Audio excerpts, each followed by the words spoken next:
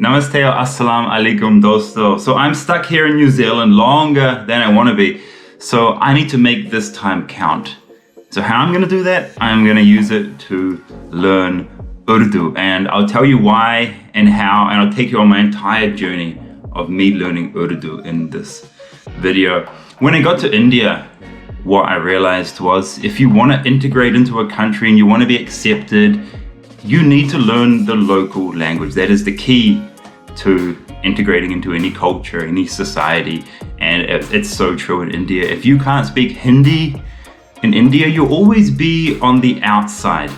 You won't get the jokes. You'll always be wondering, what did that person say? And you won't be able to speak to the common man, to the admi on the street either. And it's just really disheartening. When you move to another country, you have to integrate and you have to become that person in that country as well. That's what I believe.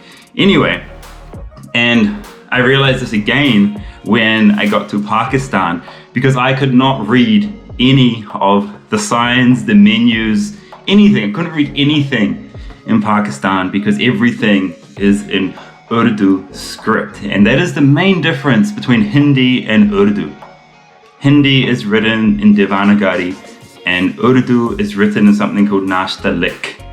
And both of them are totally different scripts, but Indians and Pakistanis both can understand each other just fine. 80 to 90% of the words in Hindi and Urdu are shared. So Indians and Pakistanis understand each other.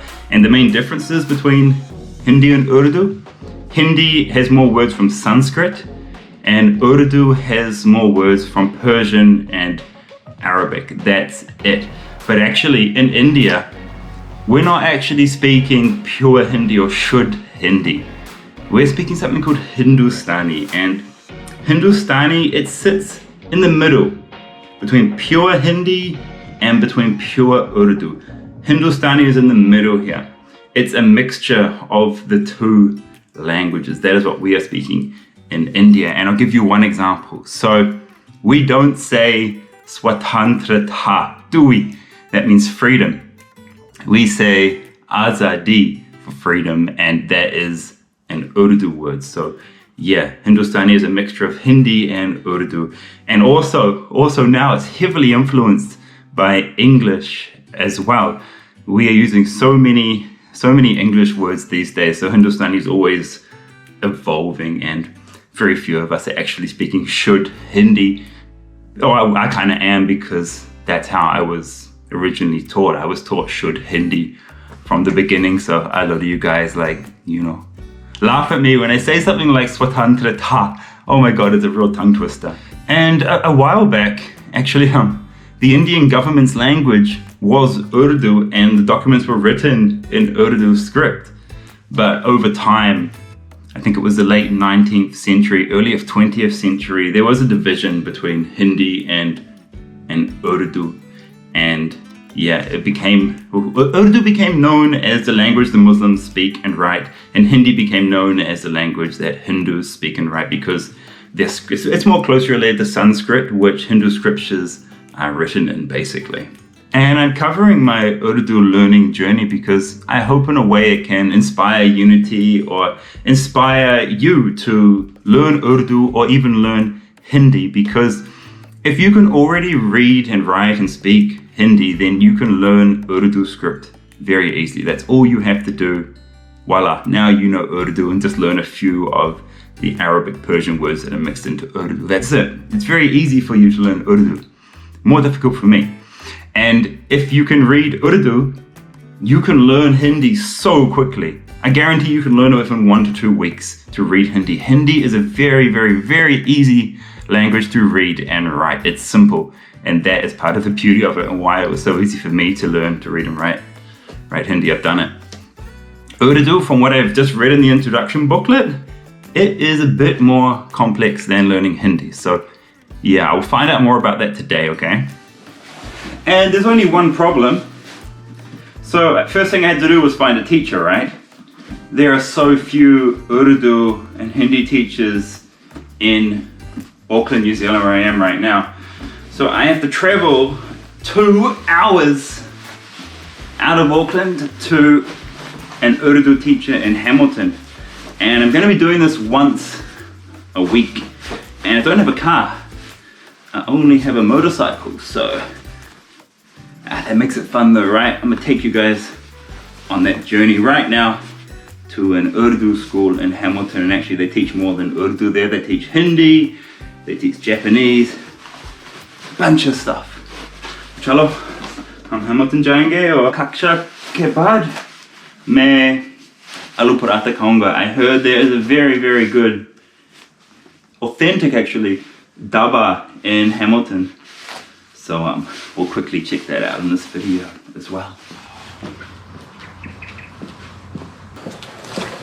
Alright, let's do this, boys and girls. Love this sound. Get ready.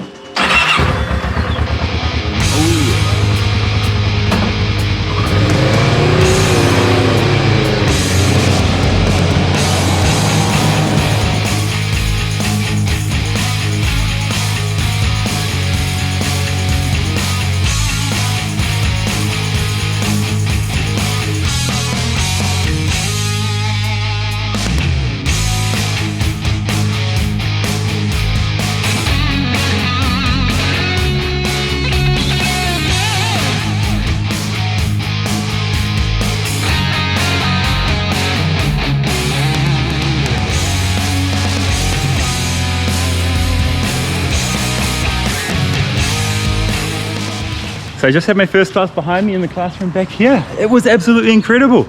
I've started learning the Urdu alphabet, and my teacher, my lecturer, his name's Todd. He's an American and he's lived in Pakistan in Lahore for 2 years. He's lived in India for many years in Varanasi. He's been taught Hindi in India and he's learned Urdu in Pakistan. So just an incredible, incredible guy. Very like-minded, very much like me, and he just loves India and he loves Pakistan, so it was amazing hearing his stories from India and Pakistan. It's so nice to meet him. And he's running a charitable organization which does Hindi, which teaches Hindi and Urdu, which is basically unheard of here in New Zealand. It's damn impossible to find Hindi and Urdu teachers here, hence why I'm here in beautiful Hamilton taking the lessons with him. And one of you guys emailed me and you said if you ever go to Hamilton, Karl, eat at Highway Dhaba. And so you know what we did? Todd and I, after class, we went and we ate there, and yeah. I'm going to cover it in a food vlog here in New Zealand because I've been searching for the most authentic Indian food in New Zealand, and I think I found it. Spoiler, I found it in Hamilton. This Punjabi family is just making authentic dhaba food here in Hamilton. I had aloo paratha, or aloo piyaz paratha with dal makhani, and Todd had, what was it, chole bhature, and yeah, both incredible, like super authentic. And man, I can see why you told me to eat this, so thank you so much, whoever that was who emailed me. So yeah, amazing first day. I'm so glad I found this place, and yeah, the alphabet has started. I'm going to keep studying. Let's see where I can get in another week. I'll come back here next Friday for another 2 hours of Todd. I'm back at my bike here, and get back to Auckland, and yeah, I'll take you on this entire Urdu learning journey, and let's see how long it takes me.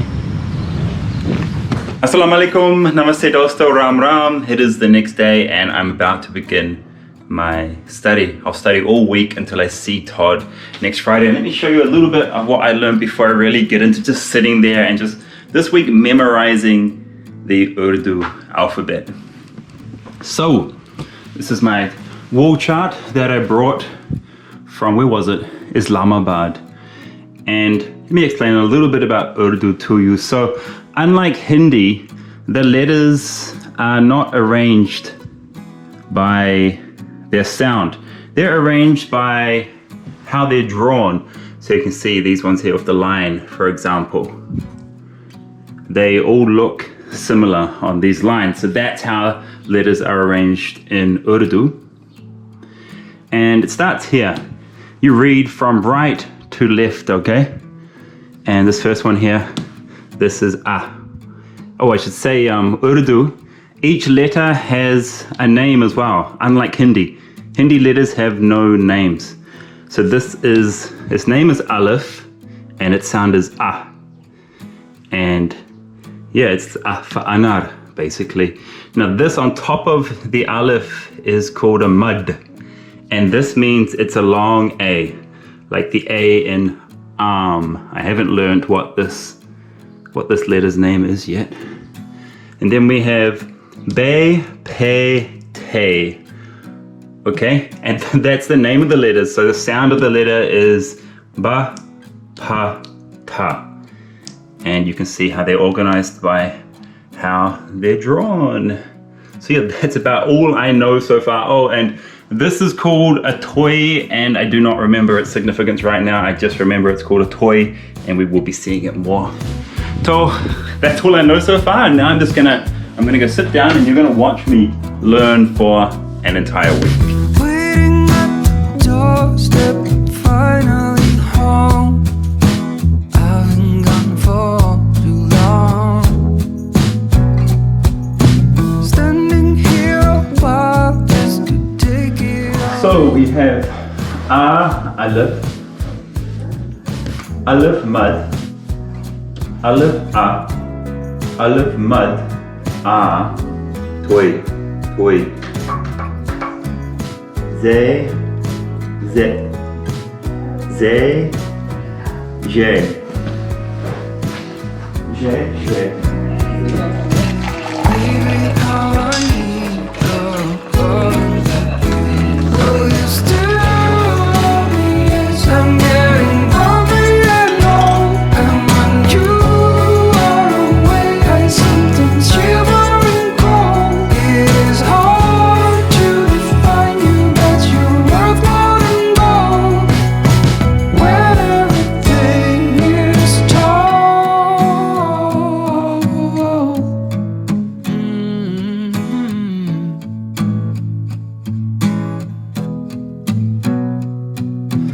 Waiting at the doorstep, finally home. I've been gone for too long.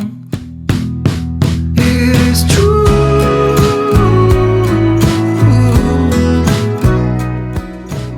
Vowel, vowel, vowel, vowel. Lam, mim, nun, vowel. Lam, mim, nun, vowel. Lam, mim, nun, vowel. Lam, mim, nun, vowel. Lam, mim, nun, vowel. Lam, mim, nun, vowel.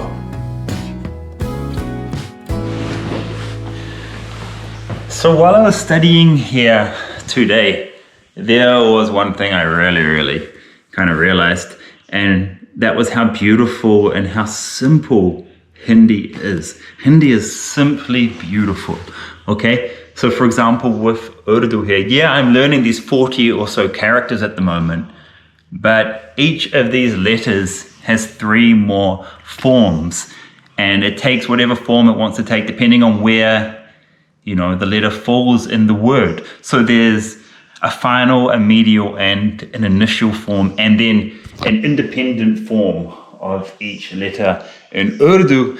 Not ideal. We look at Hindi and we have one letter. It doesn't change no matter where it is in the world, although there is conjunct letters, but not as complicated as this is. So yeah, I'm really appreciating Hindi right now. Oh, and English compared to English. So English has capital letters, right? But Hindi and Urdu, no capital letters. I love that. The simpler, the better. Good morning again, dosto. It's been 1 week since I started learning Urdu. And in the last week, I basically learned the entire Urdu alphabet, all 40 letters. And I'm pretty good at it, all the way down to the very last line where I'm still trying to memorize that. And I achieved that just by studying for 1.5 hours per day for the last 6 days. Okay, so you can do that too. And if you want to learn the alphabet quickly, just use flashcards, write the letters down a ton of times and say the letter's name and the sound of the letter. It's just like repetition, and trying to think, what does this letter remind you of? What does it look like? Like I think it was Ayin looks like a backwards 3, for example. Or I think it's Lam looks like a J, okay? So just trying to make those associations in your mind. That's all I did for the last week, every single day. And now we're gonna jump on the bike and get across to Hamilton for lecture number 2. And interesting thing, I was watching Shekhar Gupta on the print, as I do every single morning to get my Indian news fix and find out what's happening. But he covers Pakistan too, which I love. And he's talking about the 2017 Pakistan census, which just came out a week ago. That's their latest census. And if you look at the languages spoken in Pakistan, I had no idea, but Punjabi is so high up there. When it comes to mother tongues, only 8% of people have Urdu as an actual mother tongue, and nearly 40% of people speak Punjabi as a mother tongue. They grow up speaking Punjabi as a first language. So yeah, incredible the amount of Punjabi which is spoken in Pakistan. And the number of Punjabi speakers must be even higher than that 40%, because some people will speak it as a second language if they live in the Punjab region. But don't forget, because when I saw that, I'm like, only 8% of people learn, or their mother tongue is Urdu. But don't forget that Urdu is the national language of Pakistan. So everybody in Pakistan, or nearly everybody in Pakistan, speaks Urdu. It's mandatory at schools, for example. And everywhere I saw signs in Urdu, shop fronts in Urdu, menus in Urdu. So yeah, that's why I'm learning it. It's the national language. Check out our Mandarin tree.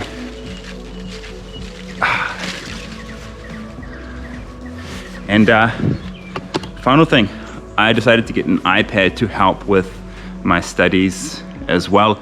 I saw my lecturer writing with the Apple Pencil on an iPad. This is not an ad or anything. I was just like, whoa, this is a great way to take notes and to practice a language. So it's not just for me learning Urdu, it's also for me learning Hindi as well to practice on rather than using paper. Plus it's good for my video editing. I can do a lot of my work when I'm traveling on just an iPad. You don't need to get that. You can just stick the pen and paper and you'll learn Urdu just fine. So theek hai chalo. Hum Hamilton jayenge aur kaksha ke baad main parat kaunga. Same as last week, I am a creature of habit.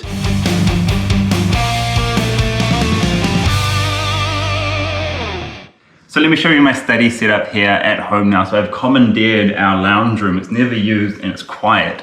Can't study in my own room. It's just all my dad's gadgets, computers and junk is there, and it's too much. So I've set up my own little space here. I'll show you what I got. So this is like this is my dad's actually. I stole it from him. This is a Surface Pro. It's kind of like an iPad, but a PC version. My iPad's still coming. That is for reading notes. Then I have obviously a pencil and pencil sharpener. This is from Islamabad, and I have, so this is a coloring in book actually, but I brought it because, not for coloring in, I brought it because it has the letters and you can practice the letters down here, and it shows you how to write the Urdu letters too. So these two go together. Then of course you need the alphabet chart. This really helps. I kind of sit there and just kind of talk to myself as if I'm teaching a class actually. I'm like, A se anar, no, A se anar, A se you know, just like that. And then also I have an Urdu, English and Hindi alphabet here. I can read Hindi, so it really helps me to be able to see the Urdu and Hindi as well. And then there's always tea and pani as well, because you get dehydrated when you sit here for so long and study. This isn't the most ergonomic setup, right? I should be sitting on a proper table and chair and not be hunched over like I am, but this is what I have, so this is what I'm gonna do. And as far as the lectures have gone, first lecture we covered the alphabet. That was the first thing we did. So I've been memorizing this alphabet all last week. Now this week, week 2, we are going over more of the theory and putting how words are put together. So I'm gonna be reading the theory a lot this week and still memorizing this alphabet chart. I still haven't got it fully memorized. I'm pretty good, but I need to get it perfect. So yeah, spending about 2 weeks learning the alphabet and the theory behind the alphabet and words. And then I think week 3, the next lecture, we're gonna learn about vowels. Okay, we haven't even got to vowels yet. So we'll do vowels. Once vowels are done, maybe we can go in week 4 into learning about how words are constructed and start slowly reading, because from what I've seen so far, the reading is very different. So in a word like Pakistan, in Urdu, they sometimes don't write, they just leave out vowels, okay? And so when you read it, it says Pakistan. They don't write Pakistan with the I in it, they just omit the I altogether. So you kind of have to know what the word is when you're reading it. So that's one challenge we're going to come to, I think next week. But yeah, this week I'm going to focus on the alphabet and the theory behind it.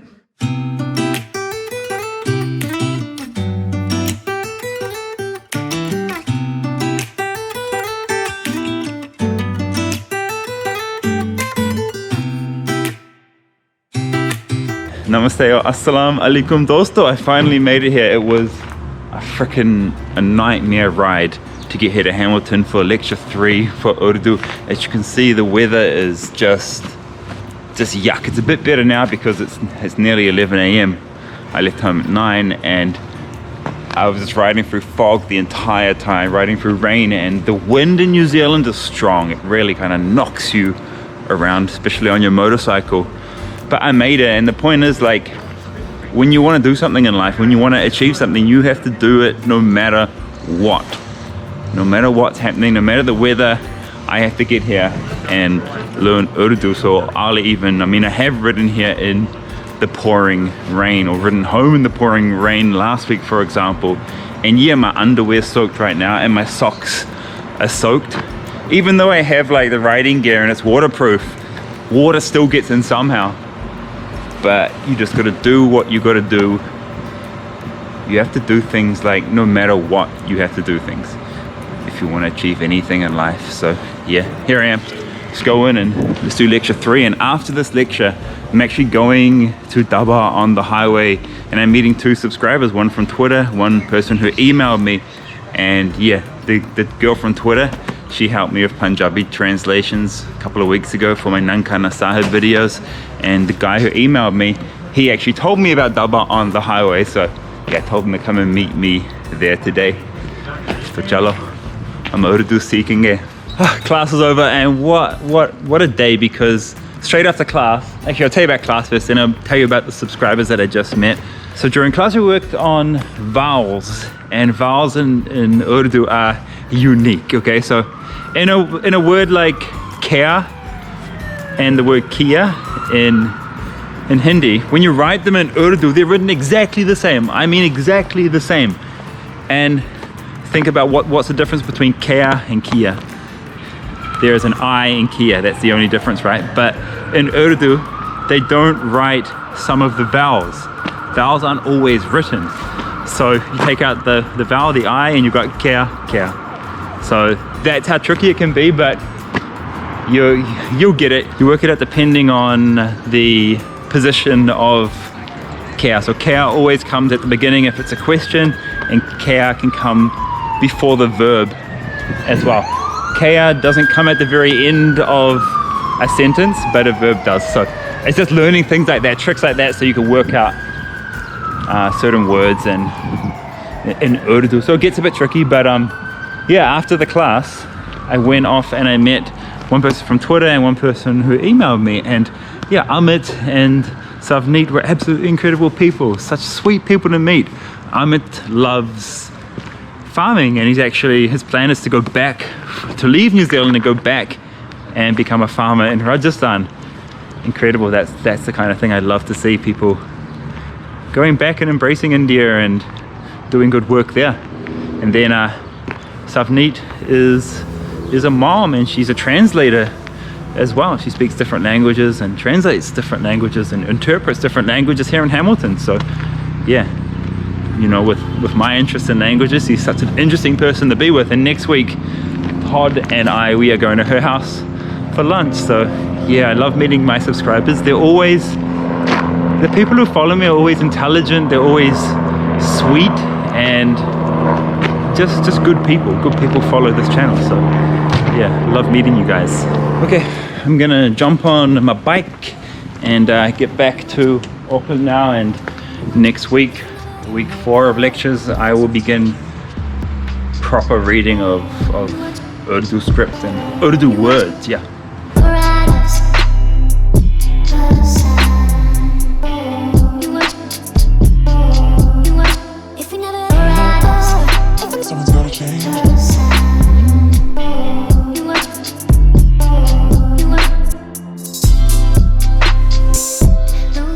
I've got my tea. My tea is here. I'm drinking, stupid thing. I'm drinking Tapal Danedar while I study Urdu. It's famous chai from Pakistan, or tea from Pakistan.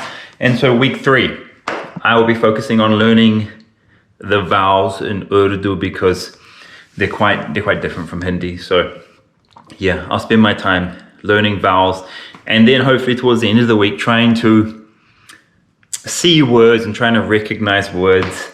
And that's when I hope next week, after I've learned all the alphabet and I've learned all the vowels, Todd and I will go into reading actually, and like reading kind of basic stories. And I really want it to be able to read like menus, street signs, store signs, that type of stuff. So we'll start practicing that. Then I might be able to end this video if I can read a menu basically. And I got some good news. So I've also been learning the other forms of every single letter. Earlier I told you a letter has 3 other forms, like initial, medial, and final forms in Urdu. Well, the good thing is it's not that hard to recognize the other forms of each letter. At least I'm not finding it that difficult. You can recognize it through the number of dots above or below the letter, and you can also recognize it through little kind of stylistic pointers when you're trying to read the letters. You will actually recognize a lot of the letters naturally after you just learn their form in the alphabet. So yeah, don't worry about that point too much. You will get it. All right, another day of study, and I'm feeling tired today, so I'm going back to Hindi today to just give myself a refresher, because I am becoming a little bit rusty in Hindi reading, so I need to keep up on Hindi as well. And anyway, no matter how much I study Hindi, it is helping my Urdu, and no matter how much I study Urdu, it is helping my Hindi as well, because we can't forget that there are more similarities between Pakistan and India than there are differences. And one huge similarity that I talk about all the time is the languages, right? Indians and Pakistanis can understand each other because the languages are, they're brother-sister languages, they're siblings, Hindi and Urdu. There's only a few small differences. Hindi takes a lot more inspiration from Sanskrit, and that's why Hindi is written in Devanagari, and Urdu takes more inspiration from Arabic and Persian, and maybe hence why it's written in this script, which does look like Arabic, okay? So there's that difference, but 80 to 90% of the words are the same, and Indians and Pakistanis can completely understand each other. And that's what the most important thing is, right? That we can understand each other, and yeah, not so different in so many ways. And language is one thing that connects India to Pakistan and Pakistan to India.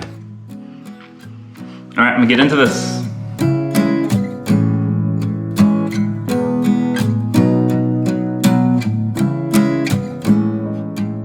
Namaste dosto. So I've been studying Urdu for 4 weeks. Every day I've been spending 1 hour studying, and then I've had a 2-hour lecture every week, and I just had my 4th lecture, and I'm reading Urdu now. I'm reading words and I'm reading sentences. That's where we got to. The first few weeks, or the first week I studied the alphabet, second week alphabet, third week we went into vowels and other forms of the letters in the alphabet, and yeah, now I'm reading slowly.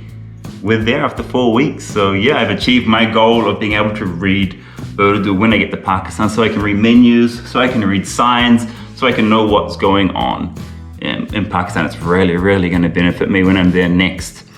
And from here, I will be reading short stories. That's how I'll be practicing going forward with my Urdu. Reading short stories, reading menus, reading signs, and just practicing every single day. The practice does not stop once you've learned. And if you want to learn a language, Todd, he teaches so many different languages, from like Arabic to Swahili to Urdu to Hindi to German to French. He is really focusing on languages that are hard to find teachers for. And they also focus on diversity, increasing diversity in New Zealand too, and helping each other understand each other better. So for example, he has Understanding Islam course, or he has an Understanding Hinduism course. That's what he's doing to increase peace in the world. And like I said, it's a charity, it's a non-profit organization. And yeah, you can go to his website. I'll link to it in the description. If you're interested in learning more about how I learned Urdu, I've written a blog post. I'll link to that in the description as well. Now my next goal, I got gifted this, the Bhagavad Gita. I got gifted it when I spoke at an Indian organization or association over the weekend, and the timing is so perfect for this. So after I'm done studying Urdu or Hindi every single day, I will be reading from the Bhagavad Gita, and I'll be making a video about it, kind of like this video, you know, showing how the Bhagavad Gita has changed my life and my thinking.